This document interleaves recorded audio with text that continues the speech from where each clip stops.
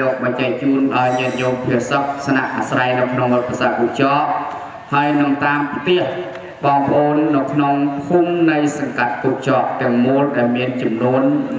108គ្រួសារហើយសូមជម្រាបចម្រើនពរដល់ញោមបុគ្គលិកនិងម្ចាស់មន្ទីរពេទ្យមិត្តភាពកម្ពុជាជប៉ុនផងដែរថាកន្លងមកវត្តប្រាសាទគូចកគឺបានផ្គត់ផ្គង់ញាតិញោមភាសាចាប់ផ្ដើមទទួលដំបូងចាប់ពីថ្ងៃទី8មកគឺរហូតដល់ថ្ងៃទី27គឺមានចំនួន221គ្រួសារហើយក្នុងនោះដែរអាត្មាភាពបានផ្គត់ផ្គង់ទំនុកបំរុងម្ហូបអាហារឲ្យពួកគាត់ចំនួនមួយថ្ងៃ3ពេលជាមួយនឹងអាជ្ញាធរសង្កាត់អាជ្ញាធរក្រុងនិងអាជ្ញាធរខេត្តសៀមរាបក្រោមការជំនួយឧបត្ថម្ភពីសប្បុរសជនទូទៅបន្ទាប់ពីថ្ងៃទី27បាត់ឈប់បាញ់ចូលជាធរមាន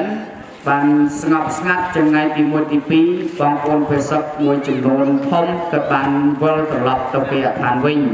ហើយបច្ចុប្បន្ននេះគឺនៅសល់34គ្រួសារគឺសុទ្ធសឹងតែជាអ្នកដែលអត់មានផ្ទះអត់មានគេឋាននៅដោយសារតែគេឋានរបស់គាត់ត្រូវបានក្រឹបផ្លោងរបស់ស៊ីមធ្លាក់ត្រូវឆេះអស់ទី2ត្រូវបានកងទឹកស៊ីមរំលោភបំពានភូមិពិតយកដីរបស់ពួកគាត់អស់ចឹងធ្វើឲ្យពួកគាត់មិនមានទីកន្លែងជ្រកអាស្រ័យទៅមកស្នាក់នៅក្នុងវត្តប្រាសាទគូចកយើងនេះហើយនឹងនៅតាមផ្ទះបងប្អូនមួយចំនួនក្នុងភូមិនៃសង្កាត់គូចកទាំងមូល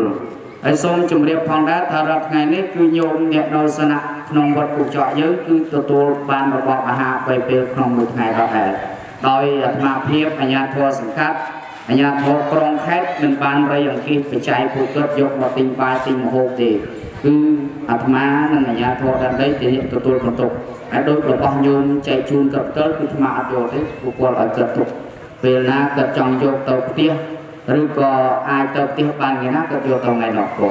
ចឹងសូមជម្រាបជូនញោមបានជាប៉ុណ្ណឹងសូមអរគុណសូមចម្រើនពរជ័យញោមមានមតិសំណេះសំណាលសួរសុខទុក្ខបងប្អូនយើងក៏ជំរាបសួរដោយតែលោកគាត់មានកម្មវិធីអញ្ចឹងបានថាទីពេទ្យអង្គរជប៉ុនយើងគឺយើងបានធ្វើសកម្មភាពបានថាជួយទឹកក្តីត្រានក្តីក្នុងកម្មវិធីរបស់យើងបន្តធ្វើទៅទៀតនេះគឺជាលើកទី3ដែលទីពេទ្យយើងបានចូលរួមក្នុងការជួយដល់បងប្អូនជនភៀសទាំងអស់គ្នាហើយក្នុងកម្មវិធីលើកនេះដែរយើងបានទទួលជំនួយពីខាងសាលាគឺយកនៅប្រទេសជប៉ុនដែលខាងក្រុមសិស្សនិស្សិត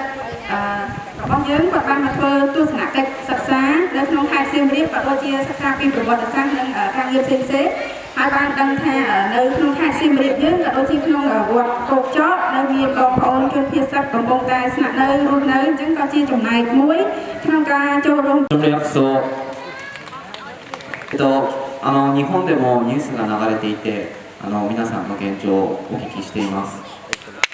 គាត់បានដឹងព័ត៌មានតាក់ទងនឹងការភៀសតាមទូរទស្សន៍ផ្សាយរបស់ប្រទេសជប៉ុន今回生徒と共にカンボジアに来れたことに感謝をしてまた皆さんのお体大変気をつけてこれからも頑張っていただきたいと思いますពួកគាត់ចូលរួមចំណែកក្នុងការជួយទ្រទ្រង់បានរយៈពេលខ្លីប៉ុន្តែសូមឲ្យបងប្អូនពួកmìnhទាំងអស់គ្នាថែរក្សាសុខភាពありがとうございましたអរគុណ